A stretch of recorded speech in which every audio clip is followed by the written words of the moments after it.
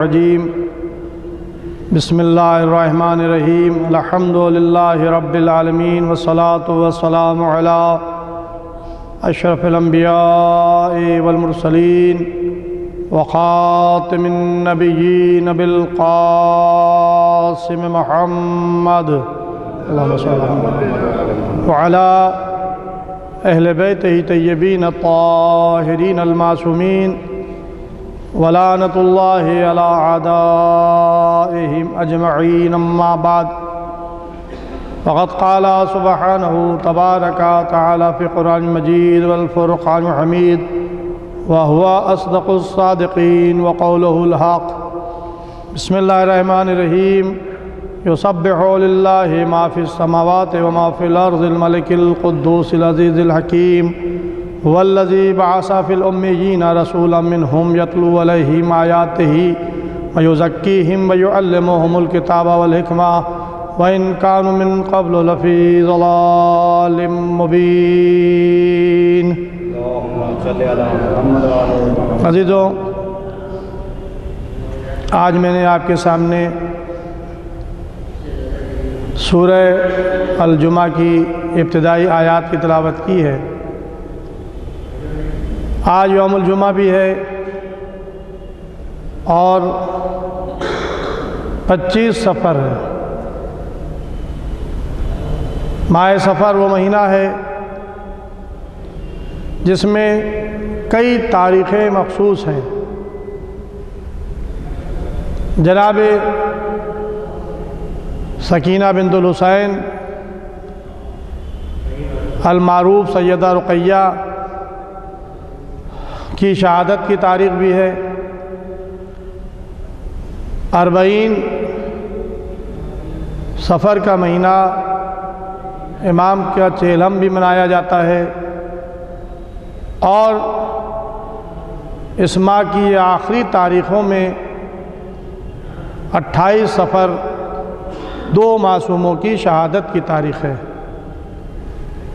ایک ختمی مرتبہ حضرت محمد مصطفیٰ صلی اللہ علیہ وآلہ وسلم، اور دوسرے ان کے بڑے نواسے امام حسن مجتبیٰ علیہ السلام۔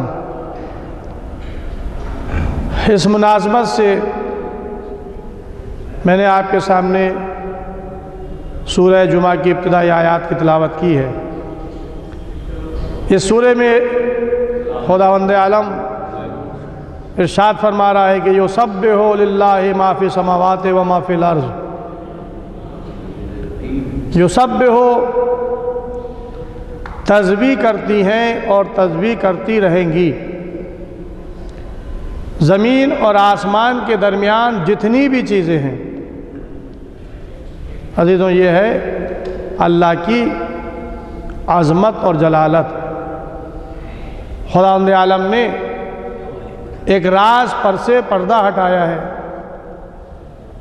اور اپنے بندوں کو یہ بتایا ہے کہ دیکھو، زمین و آسمان کے درمیان جتنی بھی چیزیں ہیں یہ سب اللہ کی تسبیح کر رہی ہیں،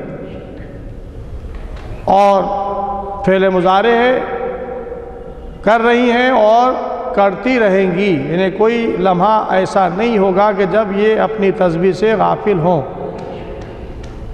اب یہ اور بات ہے کہ تمہیں ان کی تسبیح کا شعور نہیں ہے، تم سمجھ نہیں پاتے ہو، تم جان نہیں پاتے ہو کہ وہ کس طرح سے تسبیح کرتی ہیں، لیکن یہ تمہارے نالج میں آ جانا چاہیے کہ اللہ کی تسبیح تمام مخلوق کر رہی ہے جتنے بھی زمین و آسمان کے درمیان ہیں۔ ملک القدوس العزیز الحکیم، وہ اللہ جو ہمارا حاکم ہے، جو حکمت والا ہے، جو پاک اور منزہ ہے اور صاحب عزت ہے۔ هو الذی بعث فی الامیین، وہ اللہ وہ ہے جس نے امیین میں رسول مبعوث کیا۔ اب اپنی حمد و ثنا کے بعد اسی حمد و ثنا کے ذیل میں یہ بھی اس کی تعریف میں شامل ہے، یہ بھی اس نے اپنی تعریف میں شامل کیا ہے کہ هو الذی بعث فی الامیین، وہ اللہ وہ ہے جس نے امیین میں ایک رسول مبعوث کیا ہے۔ اب اس رسول کی شان کیا ہے؟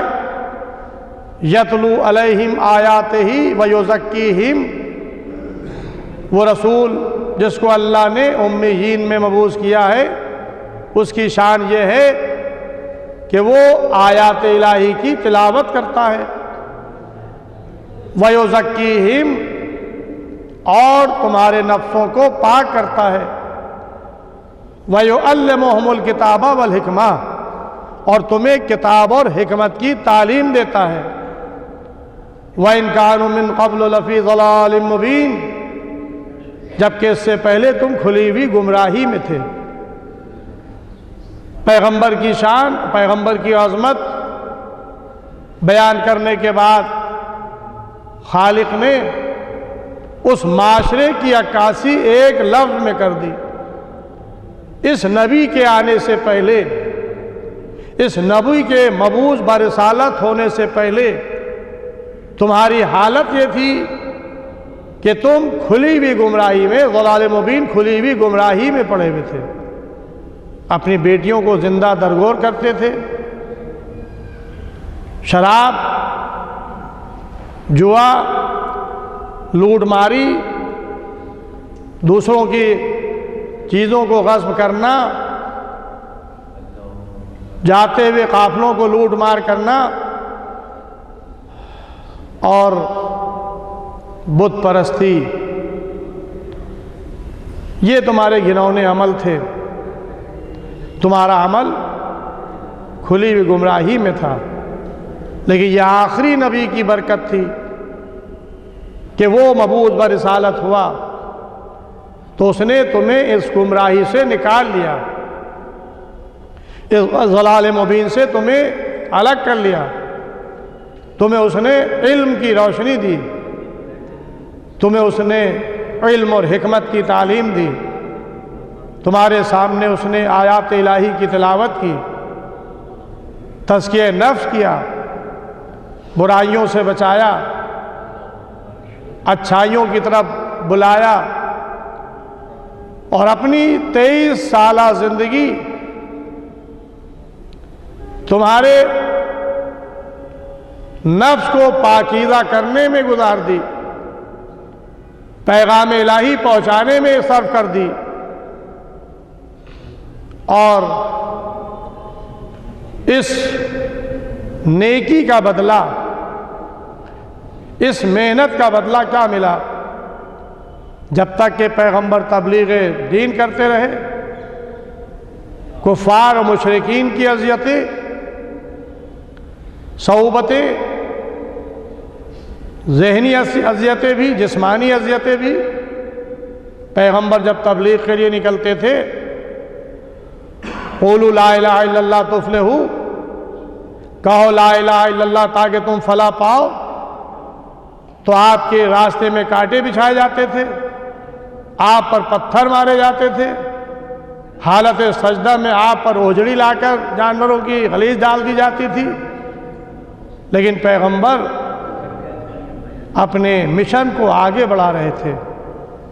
یہ ساری زحمتیں پیغمبر نے برداشت کی، لیکن پیغمبر نے اف تک نہ کی۔ جب آپ نے دیکھا کہ مسلمانوں کے ساتھ بھی ان کفار و مشرکین کا رویہ سخت ہے، تو آپ نے ایک وفد، ایک گروہ مسلمانوں کا ہجرت کے لیے حکم دے دیا کہ تم ہجرت کر کے ملک حبشہ چلے جاؤ۔ لہذا جناب جعفر طیار، ابو طالب کے فرزند، پہلا وفد لے کر ملک حبش کی طرف روانہ ہو گئے۔ یہ اسلام کی پہلی ہجرت تھی، اور وہاں جا کر اسلام کو پھیلانا شروع کیا، پیغام اسلام بتایا، پیغام اسلام پہنچایا، اور یہاں تک کہ پیغمبر اسلام کے ساتھ سختیوں پر سختیاں بڑھتی رہیں، آپ کا بائیکاٹ کر لیا گیا، معاشرے نے علیحدگی اختیار کر لی۔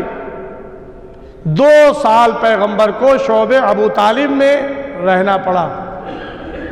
کھانے پینے کی صحبتیں، رہنے کی صحبتیں، ہر وقت خطرہ منڈلا رہا تھا۔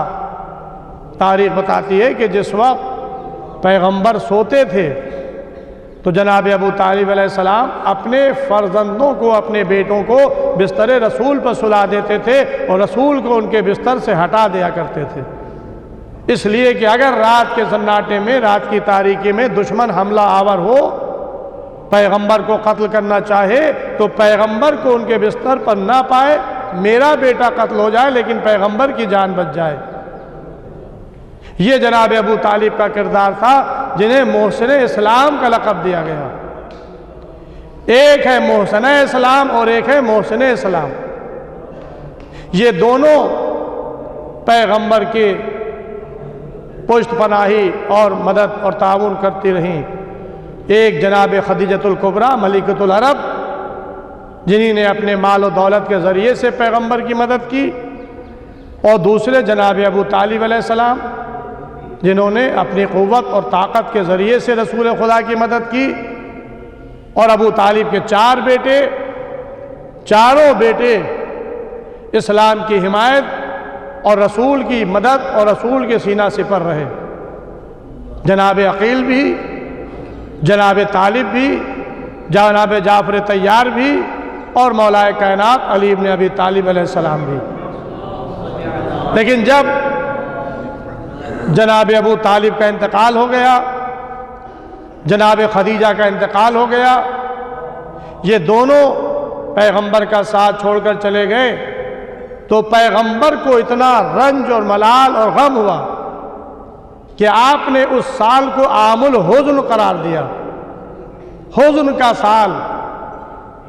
لہذا جب دونوں سرپرست، دونوں حمایتی دنیا میں نہیں رہے تو قدرت نے بھی یہ فیصلہ کر لیا کہ اب آپ مکے میں نہ رہیں، اب آپ مکے سے مدینے کی طرف ہجرت کر جائیں، لیکن اپنے بستر پر علی کو سلا دیں۔ یہ بھی عجیب مصلحت الہی تھی کہ پیغمبر ہجرت کر رہے ہیں اور اپنے بستر پر علی کو سلانے کا حکم ہو رہا ہے۔ علی بھی ابو طالب کا فرزند اور نصرت اور حمایت، پیغمبر کی نصرت و حمایت کا وعدہ کر چکا ہے۔ رسول خدا بلاتے ہیں، اے علی، مجھے حکم ہوا ہے کہ میں ہجرت کر جاؤں، تم میرے بستر پر سو رہو۔ تو تاریخ لکھتی ہے کہ علی نے ایک سوال کیا، یا رسول اللہ، کیا میرے سو رہنے سے آپ کی جان بچ جائے گی؟ کہا کہ ہاں، اللہ نے وعدہ کیا ہے۔ بس تاریخ کا جملہ ہے کہ علی نے سجدہ شکر کیا، اور یہ پہلا سجدہ شکر تھا کہ جو علی اس لیے بجا لا رہے تھے کہ آج ہم فدیہ رسول بن رہے ہیں، میری جان چلی جائے لیکن رسول کی جان بچ جائے۔ بس شب ہجرت علی بستر رسول پر سوئے، اور ایسے سوئے کہ کبھی اس طرح سے نہ سوئے ہوں گے۔ لیکن قدرت نے بھی عجیب اہتمام کر دیا۔ پہلے تو امتحان لیا ملائکہ کا، اے جبرائیل و میکائیل، ہم نے تمہیں ایک دوسرے کا بھائی بنایا ہے، تم میں سے کون اپنی جان دوسرے پر قربان کر دے؟ تو ملائکہ معصوم تھے، لیکن جب جان کی منزل آئی تو جان قربان کرنے پہ آمادہ نہیں ہوئے۔ ملک اللہ کو یہ جواب دیتے ہوئے نظر آئے کہ جتنی بھی تو نے مجھے عمر دی ہے، میں تیری عبادت اور اطاعت میں صرف کرنا چاہتا ہوں۔ یعنی قربانی کا جذبہ ملائکہ میں نہیں نظر آیا، اپناپنی جان دوسرے پر قربان کرنے کے لیے تیار نہیں نظر آئے۔ لیکن یہ ہے انسان، یہ ہے ابو طالب کے فرزند جو اپنی جان اپنے بھائی پر قربان کرتا ہوا نظر آ رہا ہے۔ تو ایک مرتبہ ملائکہ سے خطاب کر کے پروردگار نے کہا، اے جبرائیل میکائیل، ذرا زمین کی طرف دیکھو، میں نے علی و محمد کو بھائی بھائی بنایا ہے، یہ ایک دوسرے کے بھائی ہیں۔ دیکھو ایک بھائی اپنے بھائی پر کس طرح سے اپنی جان کو قربان کر رہا ہے۔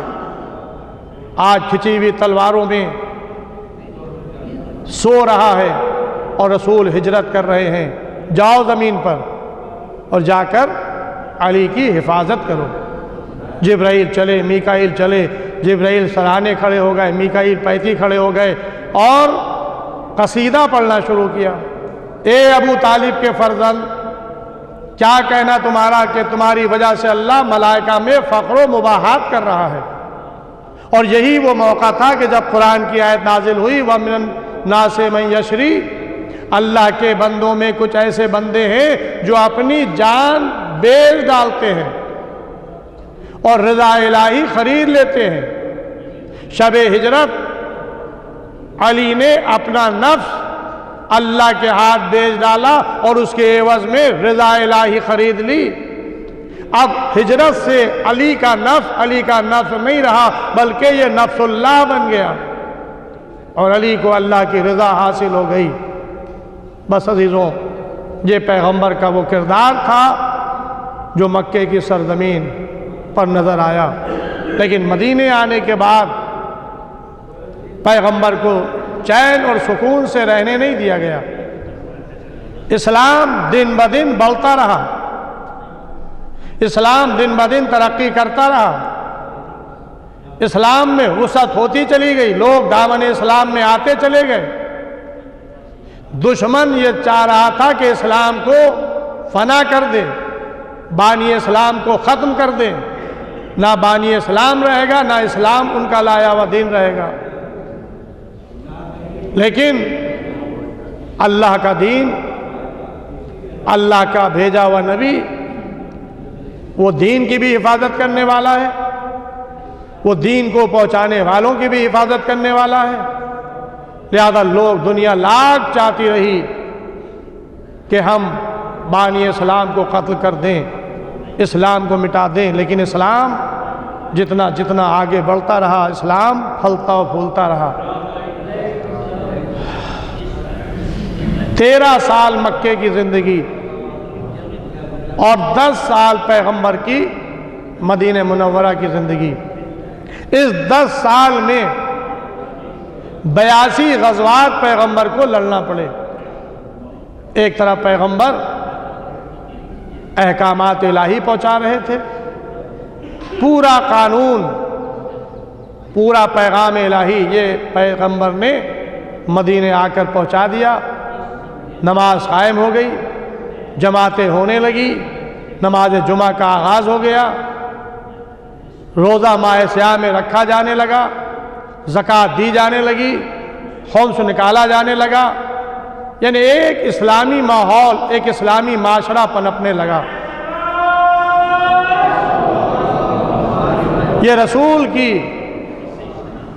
زندگی کے وہ ایام تھے جس میں پیغمبر نے احکام الہی کو پہنچایا، لیکن اب دنیا سے جا رہے تھے۔ حجۃ الوداع، پیغمبر کا آخری حج اختتام پذیر ہوا۔ پیغام الہی کے پہنچا دیجیے اس پیغام کو جو آپ کے رب کی طرف سے آپ پر نازل کیا جا چکا ہے۔ رسول نے غدیر میں ولایت علی کو پہنچایا، تکمیل دین کی سند آئی کہ الیوم، آج کے دن ہم نے دین کو مکمل کر دیا، اپنی مخصوص نعمت تم پر تمام کر دی، دین اسلام سے راضی ہو گئے۔ اللہ نے اپنی رضا کا اعلان کر دیا، تکمیل دین کا اعلان کر دیا۔ یہ تکمیل دین پیغمبر نے ولایت علی کے ذریعے سے کی، اور اس کے بعد اپنی آخری ایام میں مسلسل ایک وصیت کرتے رہے، اے مسلمانوں، میں تمہارے درمیان 2 وزنی چیزوں کو چھوڑ کر جا رہا ہوں۔ انی تارک فیکم الثقلین، کتاب اللہ، اطرتی اہل بیتی۔ 2 وزنی چیزیں والی میں تمہارے درمیان چھوڑ کے جا رہا ہوں، ایک اللہ کی کتاب، دوسری میری طرف میرے اہل بیت۔ جو بھی ان دونوں سے متمسک رہے گا وہ میرے بعد ہرگز ہرگز گمراہ نہیں ہوگا۔ وَلَن يَفْتَرِقَ حَتَّى يَرِدَ إِلَيَّ الْحَوْض، اور دیکھو قرآن اور اطرت میں کبھی جدائی نہیں ہوگی، یہاں تک کہ حوض کوثر پر میرے پاس وارد ہوں۔ یہی پیغام تھا کہ جو پیغمبر نے آخری لمحات تک اپنی امت کو دیا، اور جب بستر مرگ پہ تھے تو پھر آواز دی کہ لاؤ قلم داور، تاکہ میں تمہیں ایسی تحریر لکھ دوں جس سے تم میرے بعد ہرگز گمراہ نہ ہو۔ لیکن عزیزوں، پیغمبر امت کو گمراہی سے بچانا چاہتے تھے، اور پیغمبر کے درمیان جو منافق تھے وہ اسلام کو مٹانا چاہتے تھے، پیغمبر کی نافرمانی کر رہے تھے۔ ایسی نافرمانی کی اور آوازیں بلند ہوئی کہ معاذ اللہ پیغمبر پر ہذیان کی تہمت لگائی کہ ان پر بخار کا غلبہ ہے، یہ ہذیان کہہ رہے ہیں، ہمیں کتاب خدا کافی ہے۔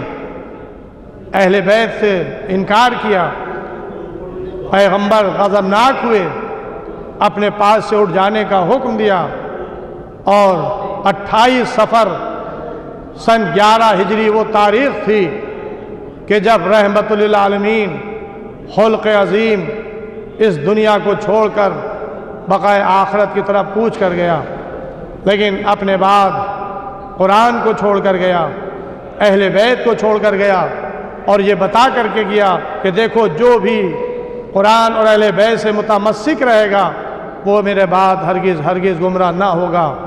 لیکن عزیزوں، کل بھی رسول اور آل رسول پر مصائب ڈھائے جا رہے تھے، اذیتیں پہنچائی جا رہی تھیں، اور آج بھی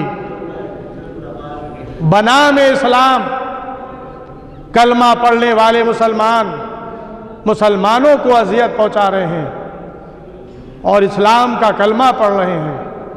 ظاہر ہے کہ آج جو دنیا میں ظلم و ستم ہو رہا ہے، چاہے وہ عراق ہو، چاہے وہ سیریا ہو، چاہے وہ پاکستان ہو یا اور دیگر ممالک ہو، ظلم کرنے والے آج بھی قابل مذمت ہیں اور کل بھی قابل مذمت رہیں گے، اس لیے کہ ہم وہ قوم ہیں کہ جو ہمیشہ احتجاج ظلم کے خلاف کرتے رہے۔ اس لیے کہ کربلا میں جو ظلم ہوا تھا اسی کے احتجاج کا نام ہے عزاداری۔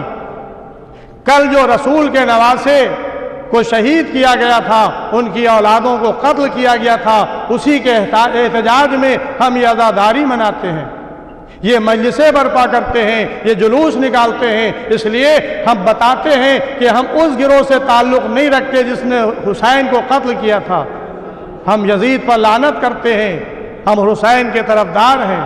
لہذا ہمارے لیے تعجب نہیں ہے کہ آج کے ظالم بنام اسلام اسکول کے چھوٹے چھوٹے بچوں پر حملہ کر کے قتل کریں، اس لیے کہ ان کے بزرگ بھی رسول کے نواسے ان کی اولادوں کو قتل کر چکے ہیں۔ ظاہر ہے کہ یہ بھی قابل مذمت ہیں اور وہ بھی قابل مذمت تھے اور قیامت تک رہیں گے۔ آئیے بارگاہ الہی میں دعا کریں، پروردگار عالم تجھے واسطہ محمد والے محمد علیہ السلام کا، اور اس پر جہاں جہاں بھی شیعان حیدر کرار ماتمدار مظلوم کربلا ہیں ان کی جان مال عزت آبرو ناموس کی حفاظت فرما، جو لوگ بیمار ان کو شفاء کامل عطا فرما، جو لوگ قرضدار ان کو بار قرض عطا فرما، جو لوگ بے روزگار ان کو روزگار عطا فرما، جو لوگ کاروبار کر رہے ہیں ان کو کاروبار میں برکت عطا فرما، جو مومنین قید میں ان کو رہائی ہو، مقامات مقدسہ کی حفاظت فرما، ہمارے زمانے کے امام کے ظہور میں تعجیل فرما، ہم لوگ کا شمار امام کے ناصر مددگاروں میں فرما۔